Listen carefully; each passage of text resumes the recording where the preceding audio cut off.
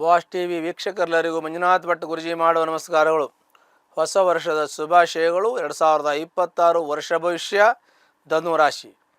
ಧನು ರಾಶಿಯಲ್ಲಿ ಜನಿಸ್ತಕ್ಕಂಥ ವ್ಯಕ್ತಿಗಳಿಗೆ ಅತ್ಯಂತ ಶುಭಫಲಗಳನ್ನು ಅನುಭವಿಸಿದ್ದಾರೆ. ಯಾಕೆಂದರೆ ಗುರುವಿನ ಪೂರ್ಣ ಅನುಗ್ರಹ ಇತ್ತು. ವಿಕ್ರಮ ಸ್ಥಾನದಲ್ಲಿ ರಾಹು ಇದ್ದಾನೆ, ಸುಖ ಸ್ಥಾನದಲ್ಲಿ ಶನಿ. ಹಾಗಾಗಿ ಎಲ್ಲ ರೀತಿಯ ಅನುಕೂಲಗಳು ಆಗುತ್ತೆ. ಯಾಕೆಂದರೆ ತೃತೀಯಾಧಿಪತಿ ಸುಖ ಸ್ಥಾನದಲ್ಲಿ ಇದ್ರೇನು ಕೆಟ್ಟದ್ದಲ್ಲ, ಅದು ಒಳ್ಳೆಯದು ಅಂತಲೇ ಹೇಳ್ಬೋದು. ಜೊತೆಗೆ ರಾಷ್ಟ್ರಾಧಿಪತಿ ಸುಖಾಧಿಪತಿ ಬಂದು ಕೇಂದ್ರದಲ್ಲಿ ಇರೋದು, ಒಳ್ಳೆ ಮನೆಯಲ್ಲಿ ಇದು ವೀಕ್ಷಣೆ ಮಾಡೋದು ಬಹಳ ಒಳ್ಳೆಯ ಶುಭಫಲ ಅಂತ ಹೇಳಬೇಕು. ಅದರ ಜೊತೆಗೆ ಈ ವರ್ಷದ ಉತ್ತರಾರ್ಧದಲ್ಲಿ ಅಷ್ಟಮಕ್ಕೆ ಹೋಗುತ್ತೆ. ಅಷ್ಟಮದಿಂದ ಏನು ನಷ್ಟ ಆಗೋದಿಲ್ಲ. ಅವರಿಗೆ ಒಳ್ಳೆಯ ಶುಭಫಲಗಳು. ಧನಸ್ಥಾನಕ್ಕೆ 8ನೇ ಮನೆಯಲ್ಲಿ ಕೂತ್ಕೊಂಡ್ರು ಕುಟುಂಬ ಸ್ಥಾನಕ್ಕೆ ಗುರು ದೃಷ್ಟಿ ಬೀರುತ್ತೆ. ಗುರು ಇರೋ ಜಾಗ ಚೆನ್ನಾಗಿಲ್ಲ ಅಂದರೂ ಕೂಡ ಗುರು ನೋಡೋ ಜಾಗ ಚೆನ್ನಾಗಿರುತ್ತೆ. ಗುರು ದೃಷ್ಟಿ ತುಂಬ ಒಳ್ಳೆಯದು. ಆದರೆ ಶನಿ ದೃಷ್ಟಿ ಒಳ್ಳೆಯದಲ್ಲ ಅಂತ ನಾವು ಹೇಳ್ತೀವಿ. ಶನಿ ದೃಷ್ಟಿ ಕೂಡ ಈ ಒಂದು ರಾಶಿಗೆ ಇರುತ್ತದೆ. 10ನೇ ದೃಷ್ಟಿಯಿಂದ ಶನಿ ಭಗವಂತ ನೋಡ್ತಾನೆ, ಗುರು ಕೂಡ ನೋಡ್ತಾನೆ. ಹಾಗಾಗಿ ಅಂಥ ವಿಶೇಷವಾಗಿರ್ತಕ್ಕಂಥ ರಾಶಿ ಧನು ರಾಶಿ. ಈ ಧನು ರಾಶಿಯಲ್ಲಿ ಜನಿರ್ತಕ್ಕಂಥ ವ್ಯಕ್ತಿಗಳಿಗೆ ಬಹಳ ಉತ್ತಮವಾಗಿರ್ತಕ್ಕಂಥ ಒಂದು ಯೋಚನೆ ಚಿಂತನೆ ಇರತಕ್ಕಂಥದ್ದು ಮತ್ತು ಭಾವನಾತ್ಮಕವಾಗಿರ್ತಕ್ಕಂಥ ಜೀವಿ ಇವರು ಆಗಿರ್ತಾರೆ. ಎಲ್ಲ ಗುರು ಹಿರಿಯರಲ್ಲಿ ಭಕ್ತಿ ಇರತಕ್ಕಂಥವ್ರು, ದೇವರದಲ್ಲಿ ಭಕ್ತಿ ಇರತಕ್ಕಂಥವ್ರು, ಧರ್ಮದಲ್ಲಿ ಭಕ್ತಿ ಇರತಕ್ಕಂಥವ್ರು, ಮತ್ತು ಈ ಒಂದು ವಿಚಾರದಲ್ಲಿ ಅವ್ರು ಏನೇ ಕೆಲಸ ಮಾಡಿದರೂ ಕೂಡ ಭಕ್ತಿಯಿಂದ ಶ್ರದ್ಧೆಯಿಂದ ಮಾಡ್ತಕ್ಕಂಥ ವ್ಯಕ್ತಿಗಳು ಈ ಧನುರಾಶಿಯವರಾಗಿರ್ತಾರೆ. ಮತ್ತು ನೇರವಾದ ನಡೆ ನುಡಿಯನ್ನು ಇಟ್ಟುಕೊಂಡಿರ್ತಕ್ಕಂಥ ವ್ಯಕ್ತಿಗಳು. ಧನು ಅಂದರೆ ಬಿಲ್ಲು, ಅಂದರೆ ಗುರಿ ಇಡ್ತಕ್ಕಂಥದ್ದು.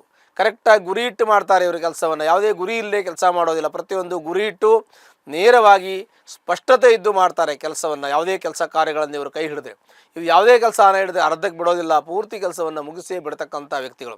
ಮತ್ತು ಉತ್ತಮವಾಗಿರ್ತಕ್ಕಂಥ ವಾಗ್ಮಿ ಆಗಿರ್ತಾರೆ. ಉತ್ತಮವಾಗಿರ್ತಕ್ಕಂಥ ಯೋಚನೆ ಚಿಂತನೆಯನ್ನು ಮಾಡ್ತಕ್ಕಂಥವ್ರು, ಧನಾತ್ಮಕ ಚಿಂತನೆ ಮಾಡ್ತಕ್ಕಂಥವ್ರು ಇರ್ತಾರೆ.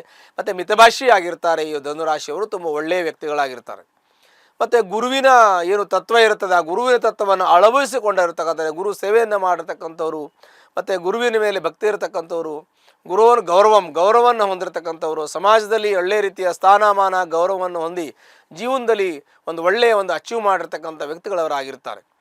ಇವರು ಈ ಒಂದು ಧನು ರಾಶಿಯವರಿಗೆ ಆಸ್ತಿ ತೆಗೆದುಕೊಳ್ಳುವಂಥ ಯೋಗ, ಮನೆ ಕಟ್ಟುವಂಥ ಯೋಗ, ಕಾರ್ ತೆಗೆದುಕೊಳ್ಳುವಂಥ ಯೋಗ, ಮಕ್ಕಳನ್ನು ಒಳ್ಳೆಯ ವಿದ್ಯಾವಂತರನ್ನಾಗಿ ಮಾಡುವಂಥ ಯೋಗ, ಮಕ್ಕಳನ್ನು ಹೊರದೇಶದಲ್ಲಿ ಓದಿಸುವಂಥ ಯೋಗ, ಅಲ್ಲಿ ಹೋಗಿ ಜೀವನವನ್ನು ಮಾಡ್ಬೋದು, ಇಲ್ಲಿ ಬಂದು ಜೀವನವನ್ನು ಮಾಡ್ಬೋದು, ಅವರ ಜೀವನವನ್ನು ರೂಪಿಸುವಂಥ ಯೋಗ, ಮಕ್ಕಳನ್ನು ಒಳ್ಳೆಯ ವಿದ್ಯಾವಂತರನ್ನಾಗಿ ಮಾಡ್ತಕ್ಕಂಥದ್ದು, IAS IPS ಮಾಡ್ತಕ್ಕಂಥದ್ದು, ಇಲ್ಲ ಇಂಜಿನಿಯರ್ ಬರ್ತಕ್ಕಂಥದ್ದು, ಇಲ್ಲ ಸೈಂಟಿಸ್ಟ್ ಆಗ್ತಕ್ಕಂಥದ್ದು, ಹೀಗೆ ಅತ್ಯುತ್ತಮವಾಗಿ ಮಕ್ಕಳನ್ನು ಓದಿಸಿ ಒಂದು ಸ್ಥಾನಮಾನ ಗೌರವವನ್ನು ಗಿಟ್ಟಿಸಿಕೊಡುವುದರಲ್ಲಿ ಇವ್ರದ್ದು ವಿಶೇಷವಾಗಿರ್ತಕ್ಕಂಥ ಉತ್ತಮ ಪಾತ್ರ ಇರ್ತದೆ ಅಂತ ಹೇಳಬೇಕು.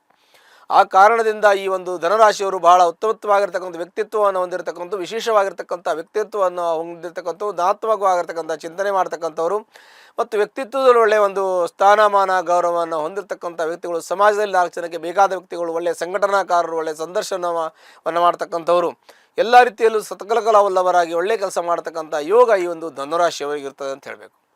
ಧನುರಾಶಿ ಅಂತಂದರೆ, ಧನು ಅಂದರೆ ಬಿಲ್ಲು, ಅದು ಒಂದು ಗುರಿ ಹಿಡಿದು ಮಾಡ್ತಕ್ಕಂಥ ಯೋಗ. ಮತ್ತು ರಾಷ್ಟ್ರಾಧಿಪತಿ ಗುರುವಾಗಿರೋದ್ರಿಂದ ಎಲ್ಲವನ್ನು ಚಿಂತನೆಯನ್ನು ಧನಾತ್ಮಕವಾಗಿ ಮಾಡ್ತಕ್ಕಂಥದ್ದು ಇರುತ್ತೆ.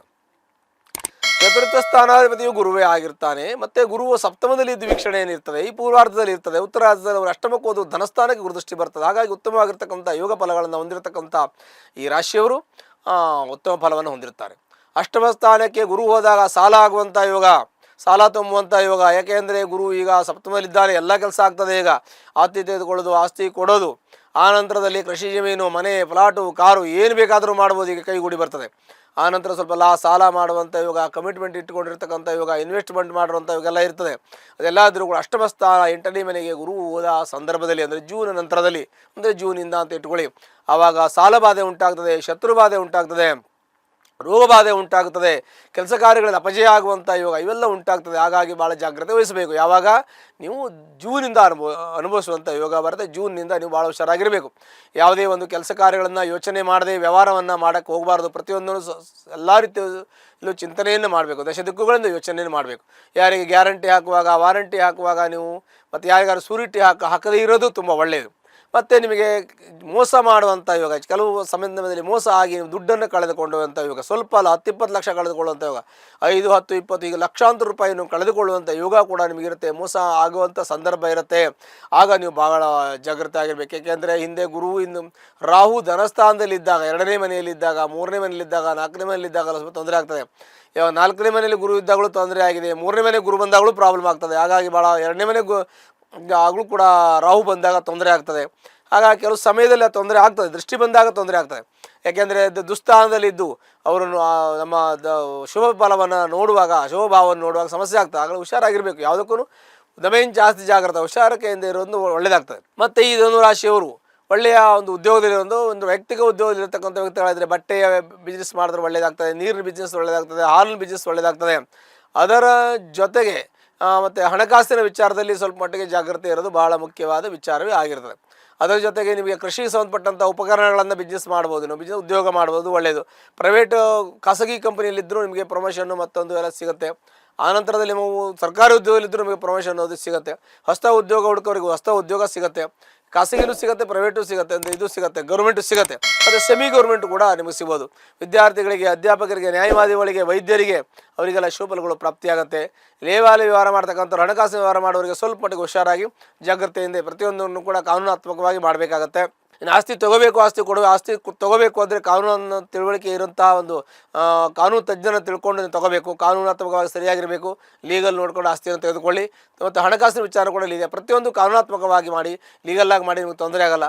ಏನಾದರೂ ಸಣ್ಣ ಪುಟ್ಟ ನೀವು ಸರಿ ಅಡ್ಜಸ್ಟ್ ಮಾಡ್ಕೊಂಡು ಹೋಗಿಬಿಡಿ, ಆಗಲಿ ಬಿಡಿ, ಹೋಗಲಿ ಬಿಡಿ, ನೋಡೋಣ ಬಿಡಿ ಅಂತಂದರೆ ತೊಂದರೆ ಆಗ್ತದೆ. ಹಾಗಾಗಿ ನೀವು ಯಾವುದೂ ಆ ಥರ ಬೇಡ, ಅದು ಪ್ರತಿಯೊಂದು ಸ್ಟೇಬಲ್ ಆಗಿರಬೇಕು, ಫಿಕ್ಸ್ ಆಗಿರಬೇಕು, ಒಂದು ಕಮಿಟೆಡ್ ಆಗಿ ಕೆಲಸ ಮಾಡೋದು ನಿಮಗೆ ಯಾವ ಸಮಸ್ಯೆಗಳು ಕೂಡ ಆಗೋದಿಲ್ಲ, ಅದು ಕೂಡ ಒಳ್ಳೆಯದು.